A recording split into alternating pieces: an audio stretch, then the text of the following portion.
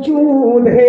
حدیث نمبر 87 کی سن لو, گھبرانا نہیں, توجہ کے ساتھ سننا, انشاءاللہ تعالی آپ کا ایمان تازہ ہو جائے گا. فالاول عن ابی ہریرہ رضی اللہ تعالی عنہ ان رسول اللہ صلی اللہ علیہ وسلم قال بادروا بالاعمال الصالحة فستكون فتنة كقطع الليل المظلم يصبح الرجل مؤمنا ويمسي كافرا ويمسي مؤمنا ويصبح كافرا يبيع دينه بعرض من الدنيا. رواه مسلم. زور سے بول دو محبت کے ساتھ سبحان اللہ, اور محبت کے ساتھ کہہ دو سبحان اللہ. حضرات گرامی, پہلی حدیث, بولو بولو کون سی حدیث؟ پہلی حدیث حضرت ابو ہریرہ سے روایت ہے کہ حضور نے ارشاد فرمایا. کیا ارشاد فرماتے ہیں؟ کیا ارشاد فرماتے ہیں کہ اے لوگوں جلدی کر لو اعمال صالحہ, پھر کچھ فتنے ہوں گے جو سیاہ رات کے ٹکڑوں جیسے ہوں گے. آدمی صبح کو ایماندار, شام کو کافر, شام کو ایماندار, صبح کو کافر ہوگا اور اپنا دین و سامان دنیا کے عوض میں, دنیا کے بدلے میں بیچے گا. اللہ اکبر. کیا فرماتے ہیں؟ پہلی حدیث حضرت ابو ہریرہ سے روایت ہے, ریاض الصالحین جلد اول صفحہ نمبر 91, حدیث نمبر 87 کی ہے. پہلی حدیث حضرت ابو ہریرہ سے روایت ہے کہ حضور فرماتے ہیں کہ اے لوگوں جلدی کر لو اعمال صالحہ, پھر کچھ فتنے ہوں گے جو سیاہ رات یعنی کالی رات کے ٹکڑوں جیسے ہوں گے. آدمی صبح کو ایماندار, شام کو کافر, شام کو ایماندار, صبح کو کافر ہوگا اور اپنا دین و سامان دنیا کے عوض میں, دنیا کے بدلے میں بیچے گا.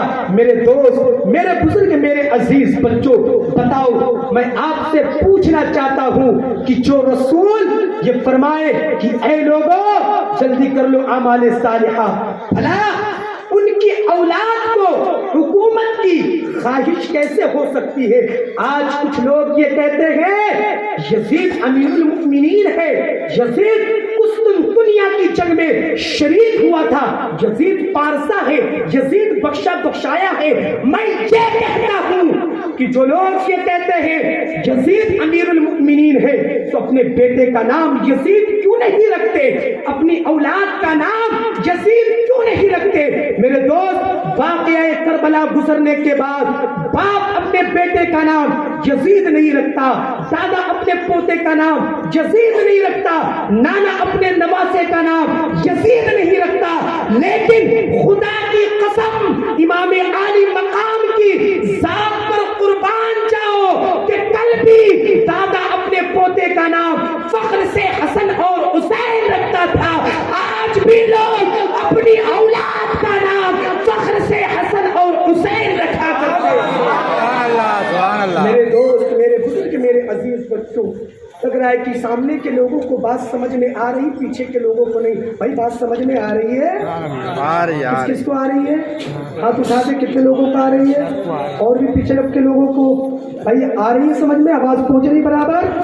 تو کہہ دیجئے نا سب لوگ ہاتھ اٹھا کے یا رسول اللہ, اور محبت کے ساتھ کہہ دیجئے یا رسول اللہ, اور محبت کے ساتھ کہہ دیجئے یا رسول اللہ. میرے دوست, میرے بزرگ, میرے عزیز بچوں, میں آپ کو بتا دوں کہ یہ خود جو لوگ کہتے ہیں کہ یزید پارسا ہے, یزید بخشایا بخشایا بخشا بخشایا ہے, وہ مردود خود اپنی اولاد کا نام یزید نہیں رکھتا, کیونکہ حقیقت اسے معلوم ہے.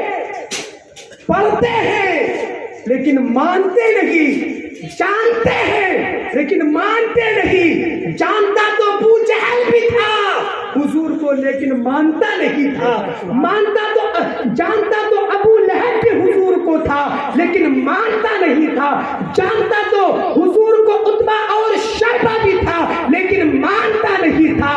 جاننا اور ہے, ماننا اور ہے. میرے دوست, میرے بزرگ, میرے عزیز بچوں جاننے کے ساتھ مانے تو صدیق اکبر بنتا ہوا نظر آئے، جاننے کے ساتھ اگر مان لے تو عمر فاروق بنتے ہوئے نظر آتے ہیں، جاننے کے ساتھ اگر مان لے تو بلال حبشی عاشق رسول بنتے ہوئے نظر آتے ہیں، جاننے کے ساتھ اگر مان لے تو سلمان فارسی عاشق رسول بنتے ہوئے نظر آتے ہیں۔ تو جاننا کافی نہیں بلکہ ماننا چاہیے۔ میں کہتا ہوں کہ مانو مانو مانو، کیونکہ حشر میں جنت کا ٹکٹ اسے ہی ملے گا جو اولاد رسول سے دنیا میں محبت کرتا ہوگا، جو اولاد رسول سے دنیا میں محبت کرتا ہوگا۔ میں یہ کہتا ہوں کہ اول سے لے کر آخر تک کوئی اعمال کی بنیاد پہ جنت میں نہیں جا سکتا۔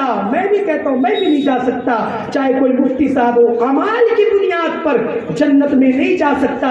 ہاں یہ ضرور ہے کہ اگر آقا حسین کی نگاہ کرم ہو گئی تو انشاءاللہ تعالی ہمیں جنت ضرور نصیب ہوگی، ہمیں جنت ضرور نصیب ہوگی۔ آؤ میرے دوست، میرے بزرگ، میرے عزیز بچوں، دو حدیث ابھی آپ لوگوں نے سنی ہے میرے دوست۔ آؤ قادسیہ کا چوراہا ہے، جب اس شخص نے کہا وہ بے قصور قیدی میرے حق میں تو دعا کر دے، نعرہ تکبیر، نعرہ رسالت، نعرہ رسالت، علامہ مولانا مفتی رئیس احمد صاحب مصباحی، نعرہ تکبیر، نعرہ رسالت۔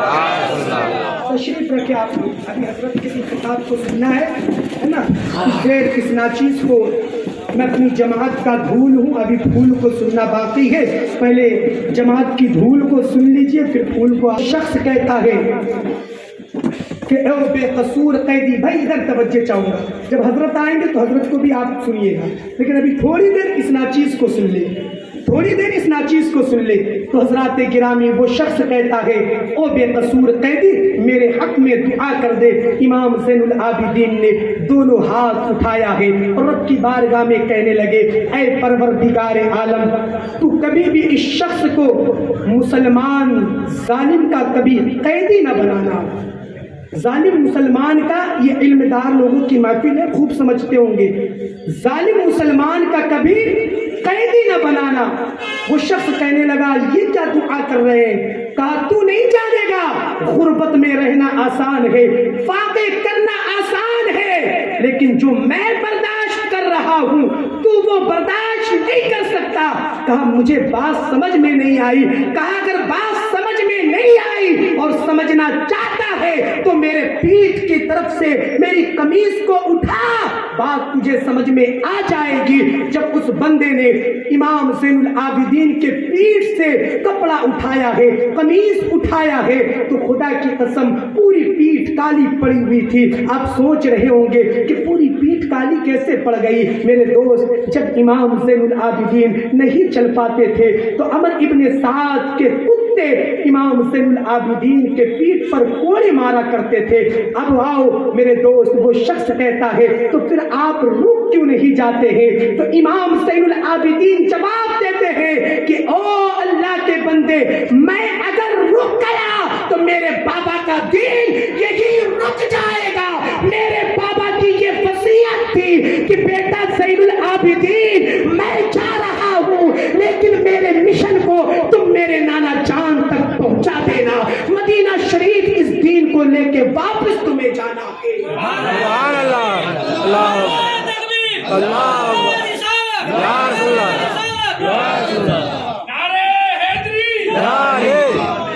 ارے بھائی اس کال کیوں دیتے ہو؟ کرنا ہے تو کال کرو نا، جیو کا زمانہ ہو گیا ہے نا۔ تو میرے دوست، میرے بزرگ، میرے عزیز بچوں، قادسیہ کا چوراہا ہے۔ اگر تیسری حدیث سننا چاہتے ہیں تو میں حدیث ضرور سناؤں گا، لیکن سارا مجمع کہہ دے محبت کے ساتھ سبحان اللہ، اور محبت کے ساتھ کہہ دو سبحان اللہ، اور محبت کے ساتھ کہہ دو سبحان اللہ۔ ماشاءاللہ غور سے سنو پیارے بچوں، آپ بھی سنو، نوجوانوں آپ بھی سنو، علماء آپ بھی سنے، میری ماں بہنوں آپ بھی سنو، حوالہ نوٹ کرو۔